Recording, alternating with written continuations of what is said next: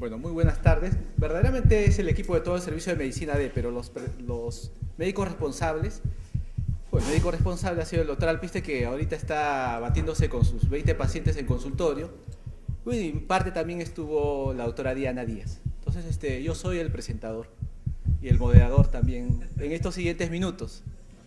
De hecho, el caso clínico que vamos a presentar es de un caso reciente, ¿no? Nosotros tenemos, como todo el mundo sabe, la patología muy diversa y no nos queremos malear con la presentación. Es un caso reciente, es un caso que se está tratando. Muchos que han rotado en el servicio, sean internos o residentes, lo conocen, ¿no? Y los que no conocen, por favor, guárdense, porque el vacilón también es en la discusión, ¿no? Siempre en la parte de la presentación es echarse un poco flores al servicio. Lógicamente no soy el más indicado para hacerlo, pero una de las fortalezas que probablemente el servicio tenga es que nosotros llegamos casi al 100% del diagnóstico definitivo y lógicamente también el tratamiento. Esa es la fortaleza de las 4 salas. La patología que nosotros tenemos, básicamente es la más bizarra, es la de escolares, pero mucho más bizarra es la de adolescentes, porque como ustedes pueden imaginar, no solamente es un grupo etario en el cual no es adulto y ha dejado de ser niño, sino que la patología se altera por el sesgo hormonal de la pubertad. Entonces eso hace aún mucho más difícil. Y tomando en consideración que somos un hospital de referencia nacional, los pacientes que llegan al servicio, salvo la zona de Arequipa, Moquegua y Tacna, que excepcionalmente llegan, pero casi tenemos patología de todo el Perú y muy diversa. De manera de que mucha patología que puede ser rara en algunos servicios o en algunos hospitales, a veces en nosotros es poco frecuente. Presentamos una patología, vamos a presentar una patología que no es del grupo etario del cual nosotros, digamos, podamos jactarnos. Es un niño de 1 año, una niña de 1 año 2 meses.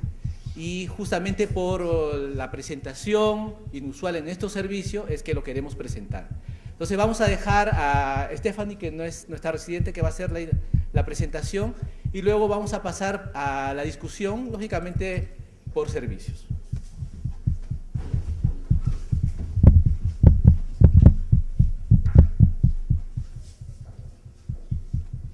Buenos días con todos. Yo voy a encargarme de la presentación del caso clínico. El paciente que les queremos presentar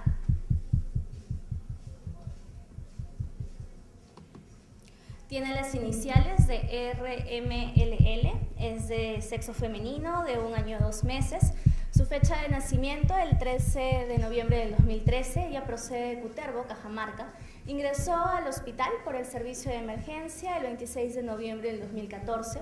Al 27 de noviembre de ese mismo año ingresa al servicio de dermatología y finalmente ingresa al servicio de medicina D el 10 de diciembre, donde hasta ahora se encuentra hospitalizada. El motivo de hospitalización en emergencia fue una otomastoiditis en región derecha y celulitis en miembros inferiores. La enfermedad actual tenía un tiempo de enfermedad de más o menos 3 meses, inicio insidioso y curso progresivo, con signos y síntomas principales de mastoiditis y celulitis. La enfermedad, como les comenté, inicia 3 meses antes del ingreso en Cutervo, de donde el paciente procede. La madre refiere que nota secreción por oído derecho, serosa que luego se vuelve purulenta, además lesiones con bordes eritematosos en región retroauricular derecha. Fiebre cuantificada por la madre en 38 grados centígrados. Por ese motivo acude al puesto de salud que le corresponde, donde le administran amoxicilina. Y de este medicamento, si bien no sabe la dosis exacta, refiere que lo toma intermitentemente. Presentaba mejorías por algunos días, nuevamente volvía a utilizar amoxicilina ante la presencia de fiebre y la persistencia de la secreción ótica y la lesión eritematosa. 1 mes antes del ingreso, la secreción óptica persistía. Sin embargo, la lesión ya se convierte en un absceso retroauricular derecho. Es por eso que se decide la hospitalización de la paciente en el hospital de Cutervo, donde va a permanecer solo un par de días y luego, solo 15 días hasta que es referida al hospital de Chiclayo.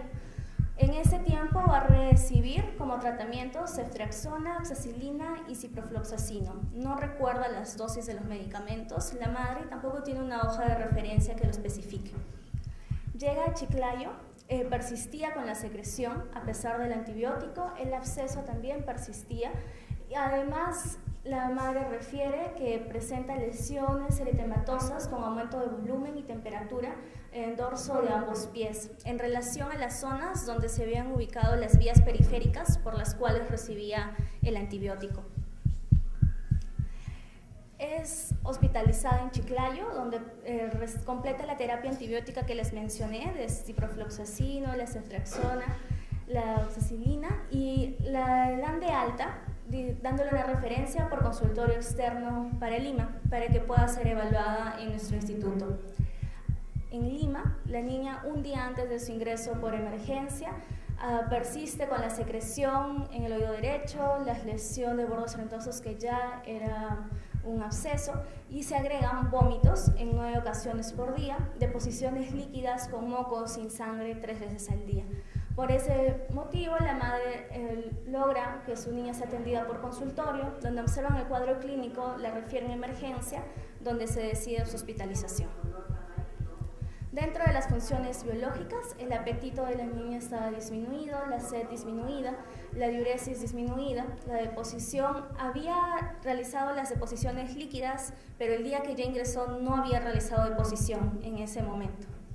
Tenemos un rato para hacer una pregunta en relación al biológico, ¿no? Como nos hemos dividido por SAL, por servicio A, ¿alguna pregunta en relación a la cronología?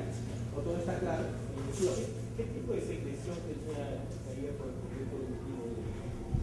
La madre refiere una secreción que al inicio era cerosa, transparente, que luego se convirtió purulenta. La madre la refiere como pus, amarillenta, con ligero mal olor.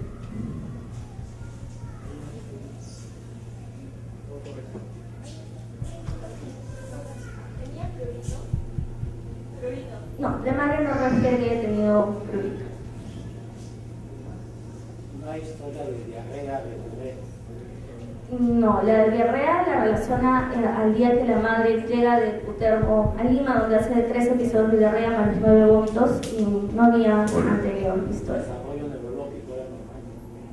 Hasta el momento que se hospitalizó, sí. La niña tenía en ese entonces 11 meses y tenía control cefálico, torácico, bipedestación, pero con apoyo. Estaba al momento del ingreso con desnutrición.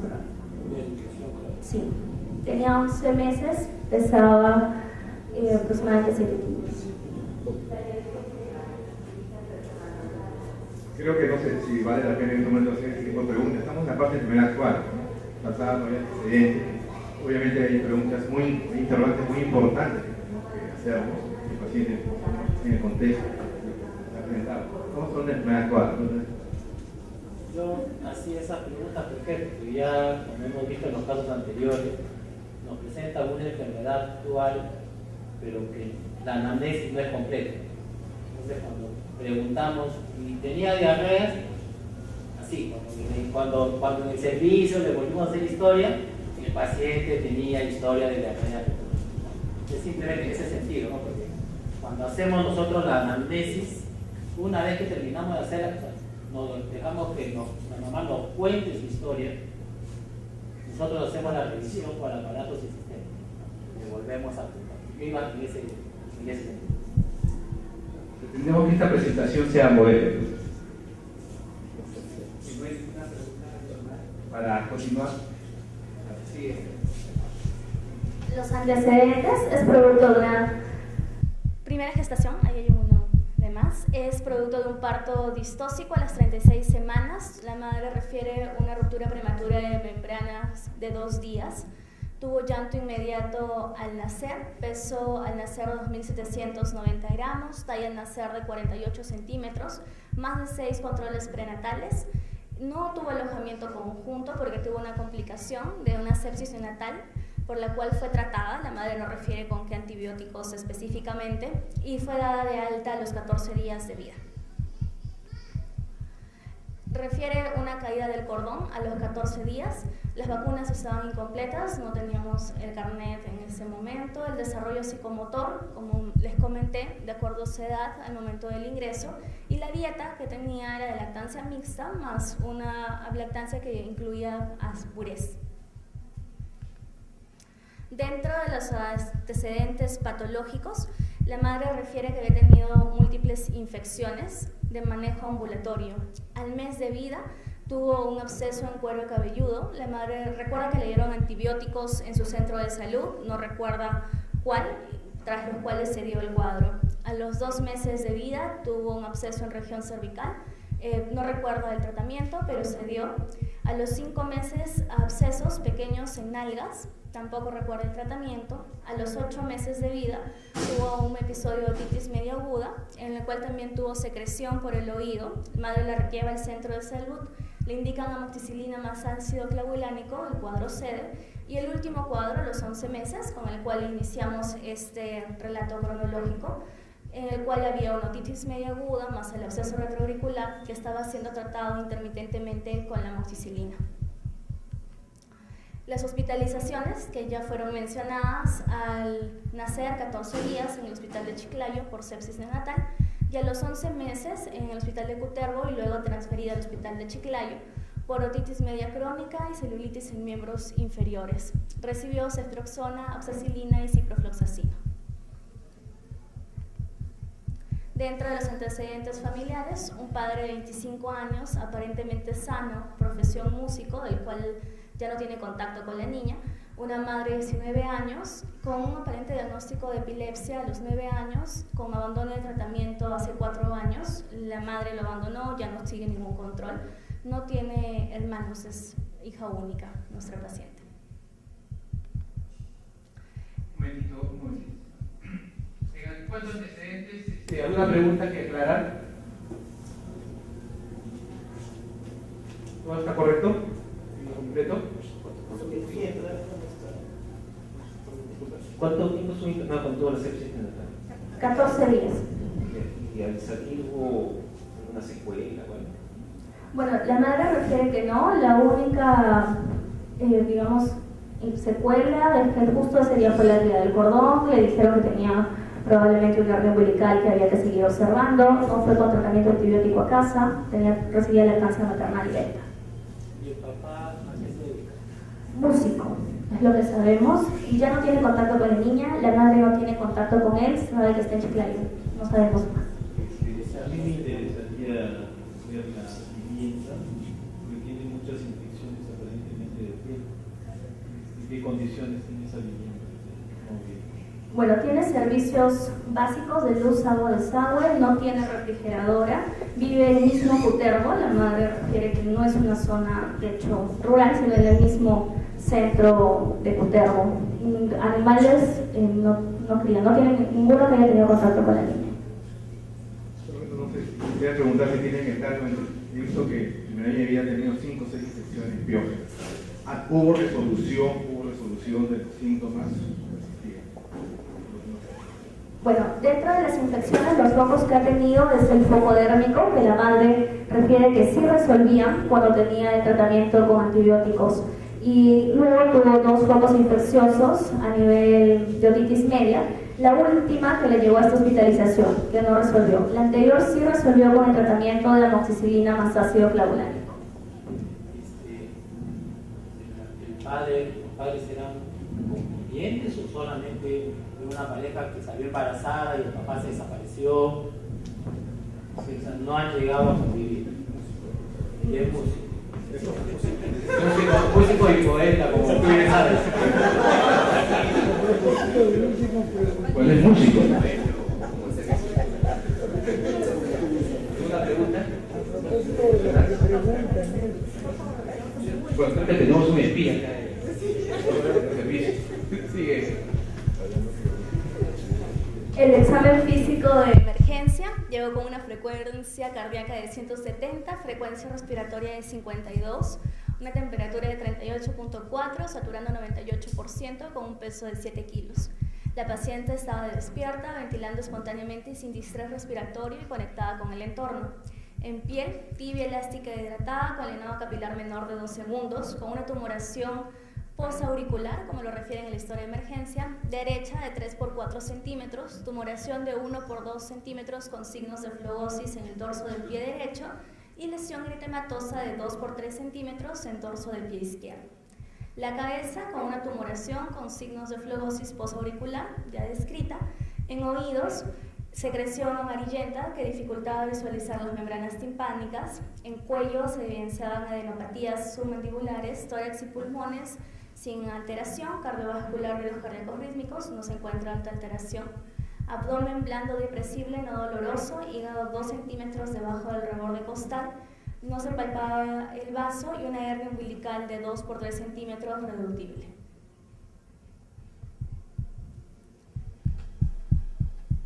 Correcto. Entonces tenemos el paciente así en su estado más primitivo. Antecedentes, cronología de la enfermedad actual, antecedentes y el examen clínico. Lógicamente, después vamos a pasar a los exámenes auxiliares, pero acá viene la parte más bacana de la mesa. Estas son las impresiones diagnósticas con que nosotros vamos a plantear una impresión diagnóstica o un hipótesis. Tiene varias metodologías, si quieren ustedes pueden plantearlo por problemas o hacer diagnóstico sindrómico, igualito vamos a llegar al diagnóstico. Entonces, como nos hemos dividido por salas, empezaremos con el servicio de medicina A, algún representante o algunos representantes que nos puedan dar alguna opinión. A ver, por favor, medicina está por acá. Medicina, Yo soy el único,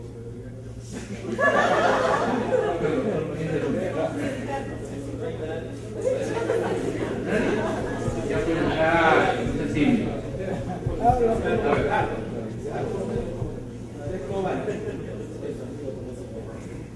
¿Cómo puedo enfocar este caso? ¿Qué les impresiona? Como primera que se diagnostica es una mastoiditis, como segundo otitis media crónica, que ya tiene antecedentes de evolución, y una celulitis a nivel de miembros inferiores derechos. ¿Alguna opinión adicional? Solamente hacer la descripción nada más.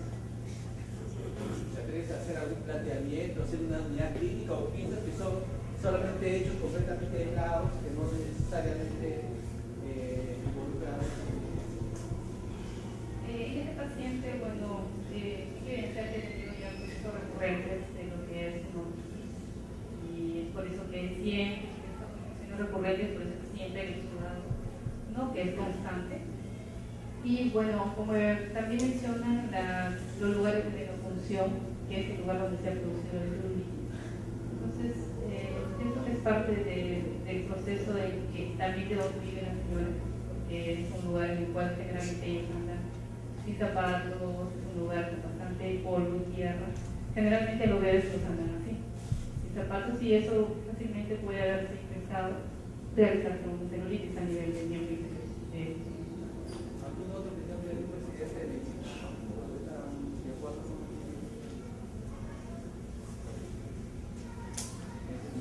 Medicina D, por favor. Medicina D. ¿Por dónde está? Sí, tengo una reunión de amigos. Toda la federación.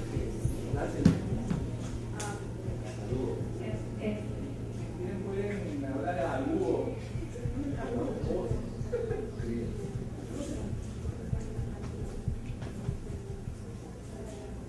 Bueno, la persona tiene una otitis aguda y una tonsillitis, y me parece que se debe investigar causas de inmunodeficiencia primaria por la historia que tiene el paciente de y sobre todo en cuanto a la inmunidad innata, porque me parece que hay un problema. O sea, si forman muchos abscesos, son ese problema viene por parte de los macrófagos.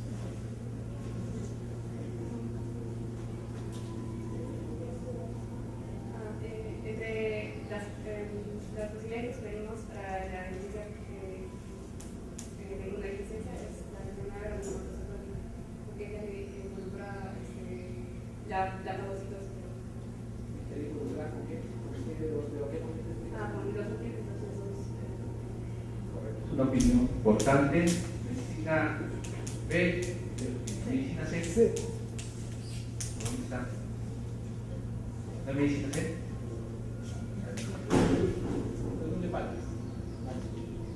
Bueno, personalmente también opino lo mismo, que estaría tratando una inmunodeficiencia por las constantes infecciones que ha tenido y porque tiene una infección crónica, ¿no?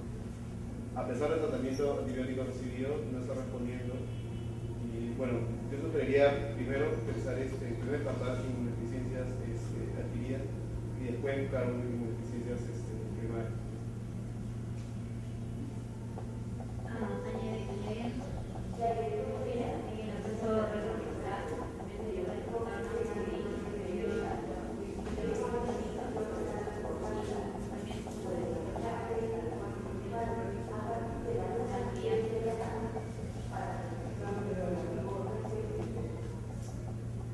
Otros residentes, otras infectologías también.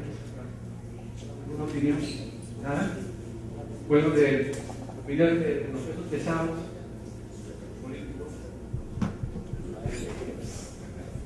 Bueno, ¿qué hay que resaltar en la historia de este paciente? En primer lugar, es un niño de 1 año y meses, ¿no? Con una desnutrición crónica, que tiene infecciones recurrentes, ¿no? Infecciones que no responden a la terapia convencional. Como ya había mencionado anteriormente, básicamente está a nivel de lo que es infecciones de piel y tejidos blandos recurrentes. Esa tumoración cervical probablemente haya sido una neuropatía supurada, ¿no? Y en estos tiempos ver una otomastoiditis crónicamente supurativa es raro. Eso se veía en la era preantibiótica. Entonces, puede que tenga además su colesterol, pero no explica las otras manifestaciones. Un dato que me llamó mucho la atención es la caída tardía del cordón umbilical, ¿no? Cuando hay caída tardía del cordón umbilical, consideran que puede ser una pista para sospechar de un problema de fagocitosis, ¿no? Yo creo que lo otro es analizando, por lo menos hemos aprendido en infectología, que la ocupación tiene que ver mucho con los riesgos. O sea, el ser artista, músico, ¿no? Usualmente es gente bohemia, que tiene varias parejas sexuales. Y siempre que planteamos la posibilidad de una inmunodeficiencia, lo primero que tenemos que descartar es que no sea una inmunodeficiencia adquirida, o sea, una infección por VIH. Es lo primero que tenemos que descartar. ¿Ok? Porque que sea músico y que no haya sido una pareja estable, músico, militar, cobrador de mil, ¿no? Es población de riesgo.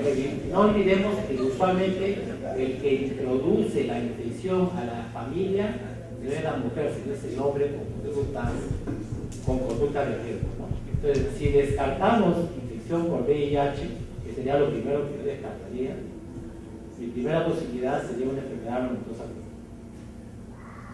¿Qué prueba pedir? ¿Té de oxidación o el azul de nosotros? Yo creo que iría por ahí, ¿no?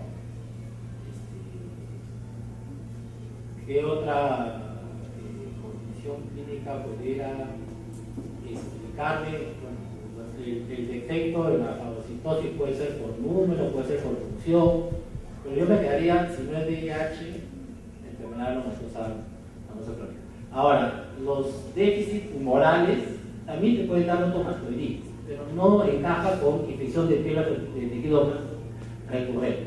No te dan neumonías, diarreas, otitis supuradas, pero eso es lo que no encaja. Para una deficiencia humoral que usualmente, como ustedes saben, se presenta después de los 6 meses de vida cuando bajan los anticuerpos maternos. ¿Una otra opinión? de nuestros médicos existentes. Tenemos un paciente que el doctor Salarea ha venido y lo ha dejado casi boqueando. Y vamos a tratar de acelerar un poco la...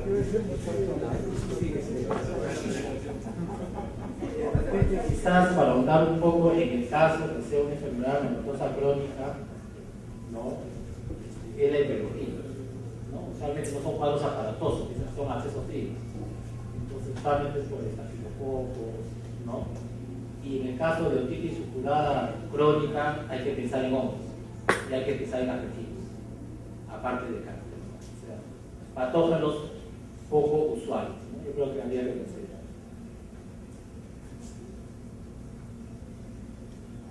Es importante la historia clínica, ¿no?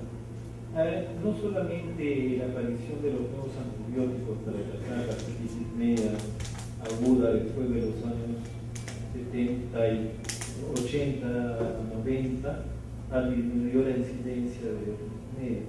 También en los últimos años, por lo menos esto sirvió para bajar la incidencia de otomastitis, porque prácticamente antes había pocos antibióticos que se podían usar y los antibióticos que se podían usar nos traían mucha diarrea. Entonces muchas veces llegaban los pacientes a una otomastitis por un mal tratamiento. Con el advenimiento en los últimos años de la administración de la vacuna del neumococo, prácticamente ya vemos casi muy amenguado la incidencia de otitis media en niños mayores de 6 meses. La aplicación de la vacuna del neumococo ha disminuido y generalmente lo que podemos apreciar más es la otitis media en niños menores de 6 meses más frecuentemente. Con eso no significa que no se presente, se presenta pero en una forma muy disminuida. Y eso lo apreciamos y se ha visto claramente en las estadísticas de los últimos años y en la percepción de todos los pediatras que trabajamos en este hospital. Eso es importante tener en cuenta cuando uno ve estas complicaciones que ya no lo vemos. Entonces, el HIV también llama la atención la presentación tan rápida de los cuadros infecciosos, ¿no? Es muy temprana edad, generalmente puede presentarse, pero cuando ya la infección lo tiene bastante tiempo lo manda. Considerando que también pueden ser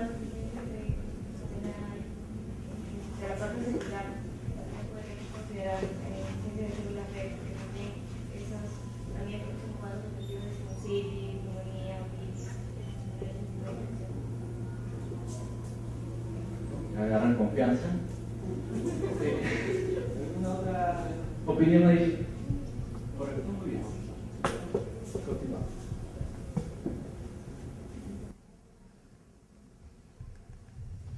Bueno, los exámenes auxiliares que tenemos con esta paciente, ya trae algunos exámenes de su hospitalización en Chiclayo, un cultivo de secreción óptica con resultado de Klebsiella, cultivo de secreción de la lesión de la zona retroauricular con estafilococos. Le habían realizado una biopsia de mastoides derecha en la cual se evidenciaba severo infiltrado inflamatorio crónico inespecífico y una tomografía de mastoides con contraste en los que sugieren otomastoiditis colesteatomatosa derecha.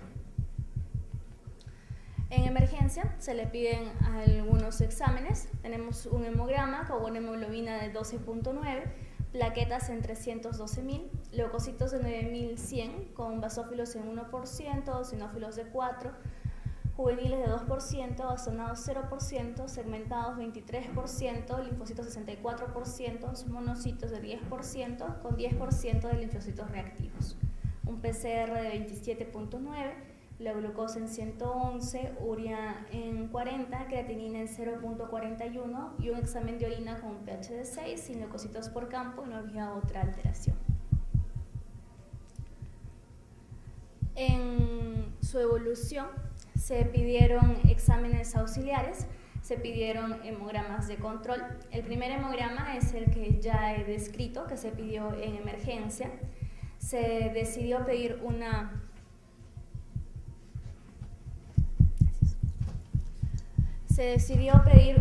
citometría de flujo de sangre periférica por la impresión diagnóstica que también se tuvo de descartar una inmunodeficiencia que fue normal.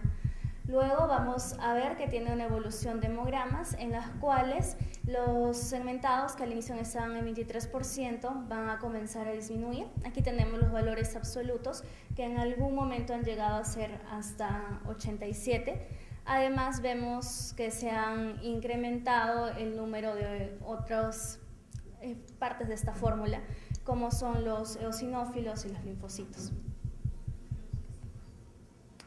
El 2 de enero se decide pedir un aspirado de médula ósea. Tiene además, entre sus exámenes celulares, un VIH no reactivo. Se le solicitan inmunoglobulinas, IgA en 452, IgG en 2011, M en 219, IgE en 236.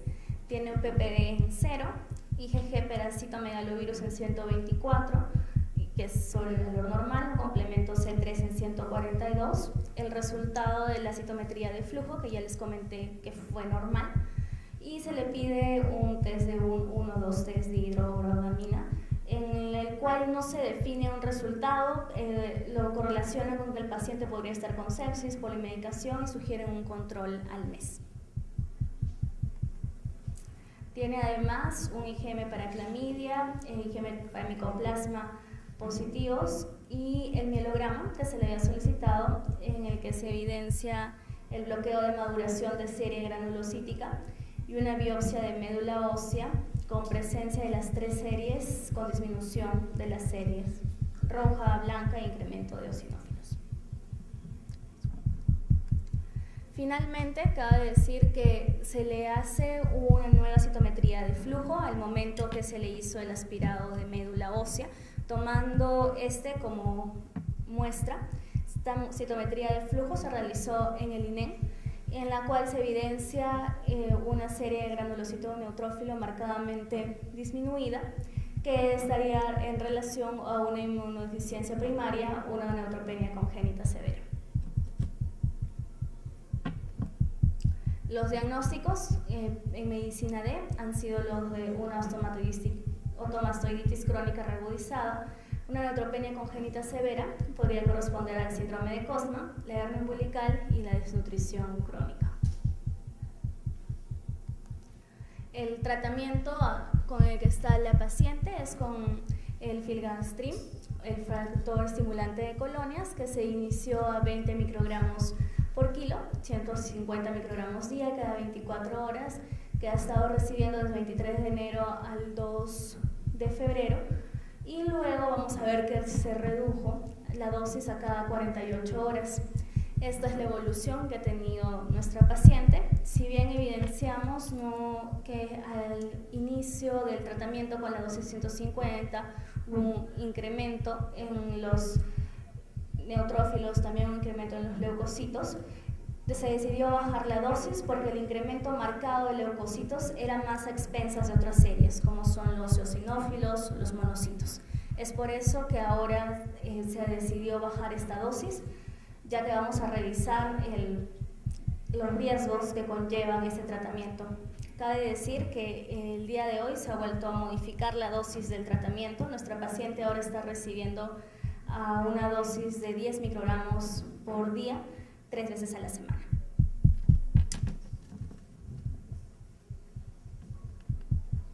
Bien. Bueno, algunas palabras en cuanto a casi la parte final de la presentación de este caso.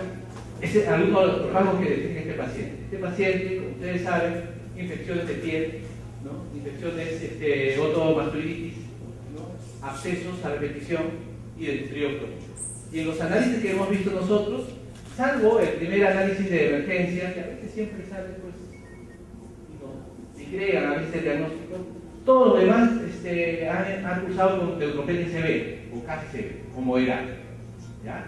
Y otro rasgo que caracterizaba los análisis de laboratorio era la eosinofilia. Casi en todas las muestras de hemograma tenemos eosinofilia y neutropenia severa. Esos eran los rasgos que caracterizaban a este paciente.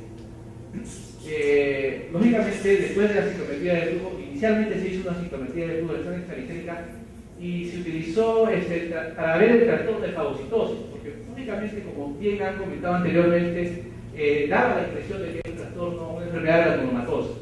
Sin embargo, los análisis se han referido acá, han salido negativos. Por lo tanto, se planteó en el servicio, en la sala, un nuevo análisis, pero esta vez de citometría de flujo de médula ósea, que es donde se llegó al diagnóstico definitivo. Y es lo que va a presentar como parte final acerca del caso que estamos presentando. Neutropenia congénita severa, principalmente síndrome de Cosma.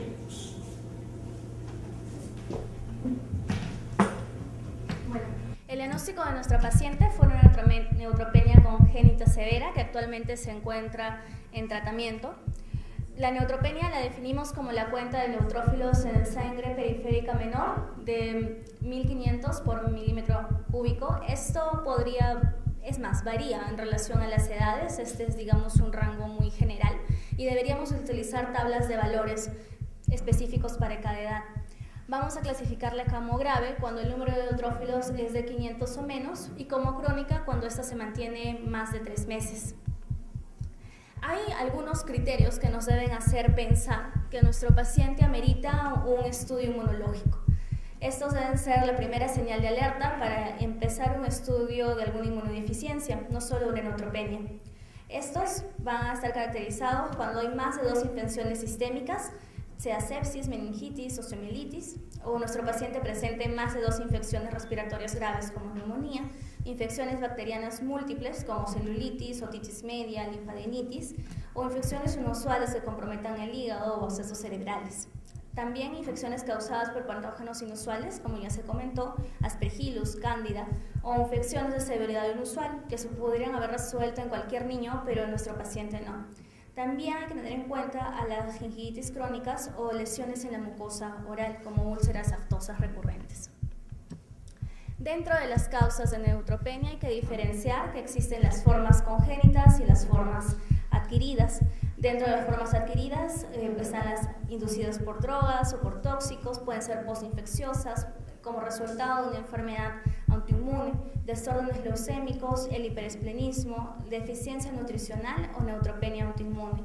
Y las formas congénitas son múltiples. Aquí he resaltado algunas, como son la neutropenia benigna familiar, el síndrome de Cosma, que es la neutropenia congénita severa, neutropenia cíclica y otros síndromes, pero son múltiples en relación a múltiples mutaciones que no siempre están definidas para cada una de las enfermedades.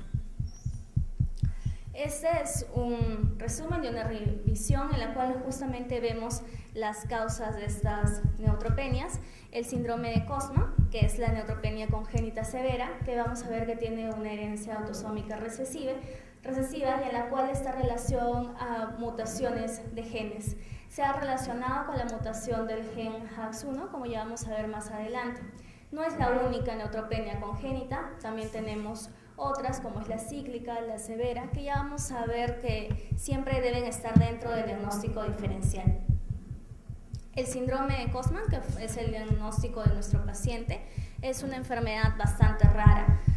Tiene una prevalencia de aproximadamente un caso en 1 millón de habitantes.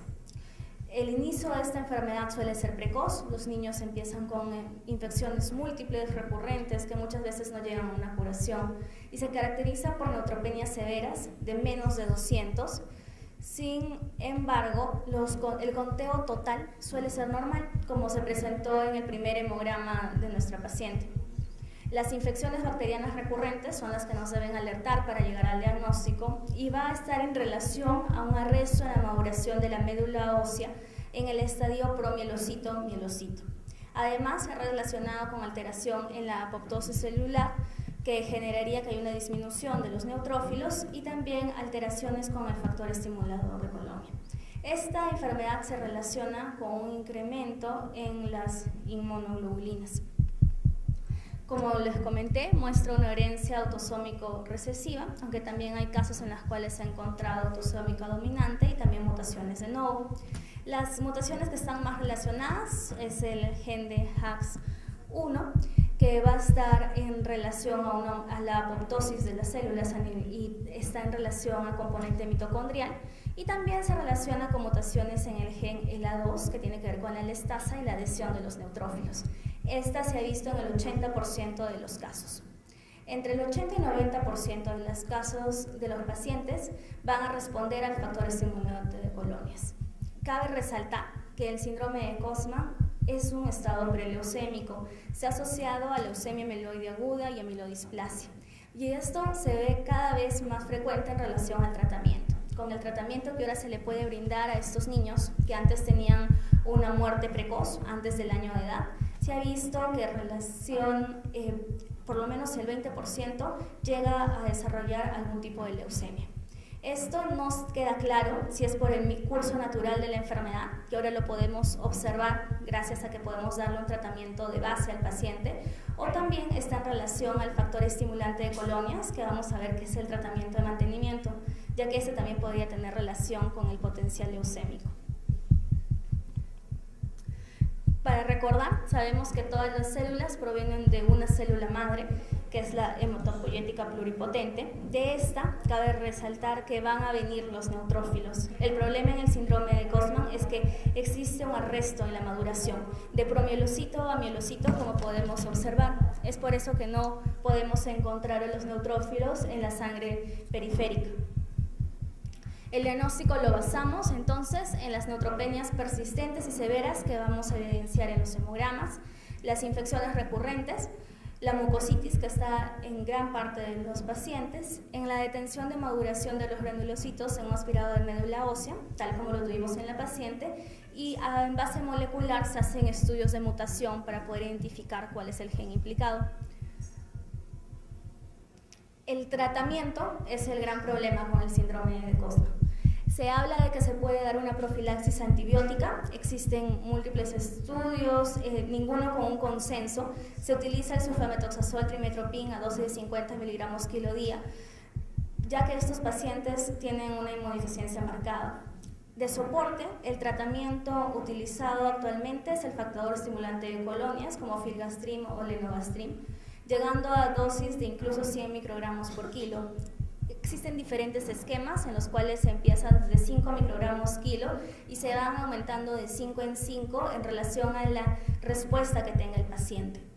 Lamentablemente, con el filgastrim se han visto casos en los cuales las reacciones van a tener un poder leucemoide, y es en ese caso en el cual se debe evaluar el beneficio de este tratamiento y la modificación de las dosis. El tratamiento curativo es el trasplante de médula ósea, que debe ser el objetivo en todo paciente, sobre todo cuando se observa que la respuesta al filgastrim no es la adecuada. Y además tenemos la nutrición, el aseo y la higiene dental, que deben ser bases para estos pacientes. Tenemos que tener en cuenta que el riesgo infeccioso disminuye con neutrófilos de 1000 por milímetro cúbico, y es por eso que la dosis que nosotros debemos manejar de filgastrim debe ser para que justamente alcance este nivel de base y llegar a regularla para que este se mantenga. Sin embargo, el 10 al 40% no responden. Se habla de que en una minoría de los casos estaría en relación a una mutación del dominio externo del receptor para este factor estimulante de colonia, justamente en los niños que tienen este síndrome de Kostman.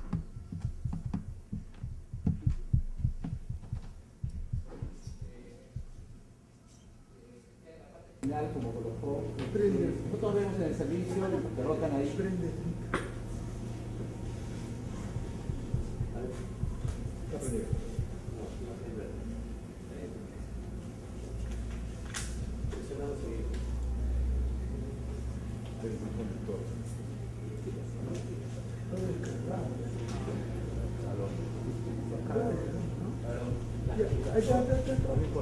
Ya está.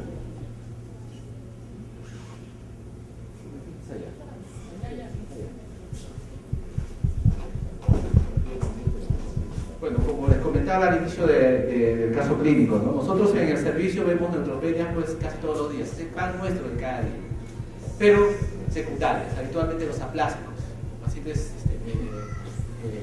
con pancitopenia asociados a alteraciones de otras células. Este es un caso que lógicamente removió un poco al servicio porque es infrecuente encontrarlo. Pero con los antecedentes, si bien ustedes lo han tenido en la discusión, no es difícil. Es fácil siempre y cuando se tenga una buena historia clínica. Y lógicamente orientando y teniendo las armas administrativas a veces a la mano, podemos llegar al diagnóstico, ¿no? Lógicamente en esta época en la cual a veces tenemos que sacar el membrete de un paciente que llega de emergencia, hace poco nomás, justo discutíamos el día de ayer, tuvimos algún tiempo la más alta incidencia en todo el mundo de enfermedad de Kawasaki. Nos llegaban al servicio 4 o 5 al mes, ¿no? Eso es algo imposible. Y hace poco nomás una enfermedad de Kawasaki sin fiebre, que es mucho más grave. Entonces a veces en el servicio lo que tenemos que hacer, y eso a veces es costoso, quitar la etiqueta con el que viene el paciente y volver a etiquetar, ¿no? Eso lógicamente se trata de hacer, creo que con esta reunión.